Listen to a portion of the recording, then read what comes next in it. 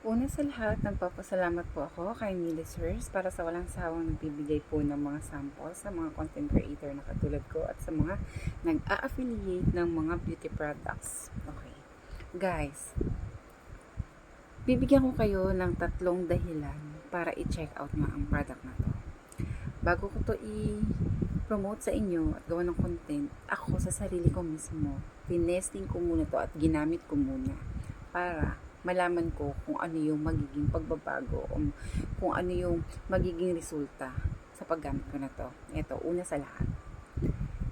Yung scent niya, sobrang bango.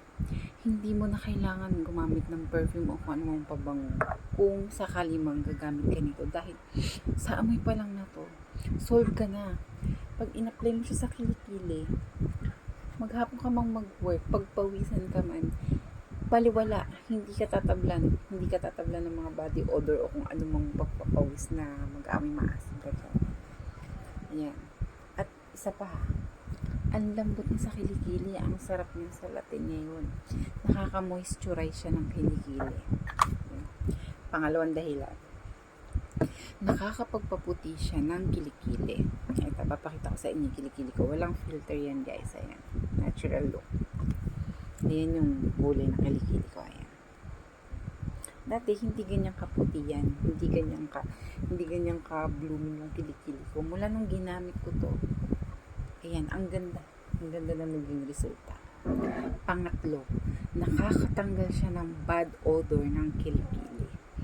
Na dati, pag pinagpawisan ka sa maghapong pagtatrabaho, kung ano man ang ginagawa mo, makakaramdam ka ng pamamasa ng kilikili at parang may iba kang maamoy na amoy maasim o ibang hindi magandang amoy. Pag ito ang ginamit mo, hindi mo nadadanasin yun. Ang mararamdaman mo, parang ang fresh mo pa rin sa maghapon. Kahit maghapon kang nag-work, maghapon kang pinagpapawisan, parang ang fresh pa rin. Confident ka na. Angat-angat ang kilikili mo naman. Ganyan. Ganon. O, diba? Naka-sale to ngayon guys, kaya i-grab nyo na habang naka-flash sale pa. Sa halagang 119 pesos, dalawa na ang mabibili mo. 50 ml ang isa, bali 100 ml agad ang marireceive mo sa halagang 119 pesos. Kaya ano pa hinihintay nyo guys? Check out na.